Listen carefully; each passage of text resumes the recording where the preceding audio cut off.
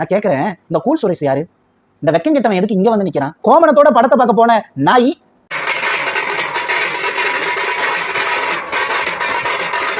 நரவல்ல நல்லி எலும்பு கிடந்தா ஓடி போய் நக்கி திங்கிற நாயெல்லாம் பாலாவை பத்தி பேசுறதுக்கு என்ன வக்கு இருக்கு? எனக்கு தெரியும் இந்த கொரோனா காலகட்டத்துல கூட 1-2 பேருக்கு இந்த நிலவேம்பு கசாயம், கபச்சூர் குடிநீர் இது எல்லாத்தையும் கொடுத்து கரெக்ட் பண்ணி வீடியோ எடுத்து போட்டோ எடுத்துக்கிட்டு இருந்தான். அன்னைக்கு இவர்கிட்ட கேமராமேன் இல்லையா? அவர் பேட்டியில சொல்றாரு, பிஞ்சிடும். எனக்கு தெரியும், அன்னைக்கு நேரத்துல கூட நான் அவருடைய போன் நம்பர் எனக்கு இருந்தது. அவர் இந்த ஸ்டேட்டஸ்ல எல்லாம் வச்சிருக்காரு, கொடுத்தது அவர் வீடியோ எடுத்து வச்சிருக்காரு, போட்டோ எடுத்து வச்சிருக்காரு.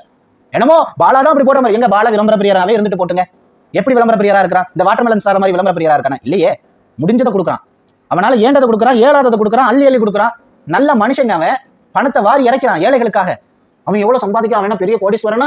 பெரிய பெரிய நடிகர்கள் இதை செஞ்சிருந்தா தப்பு இல்ல, இவன் செய்யறானே அப்படி இப்படிங்கிற மாதிரி எல்லாம் அளந்து விடுறது இல்லையே. அது அரசோடைய பிரச்சனை.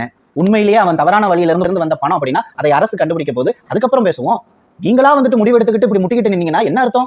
என்ன வேணாலும் கேட்கலாம்னு நினைக்கிறீங்களா?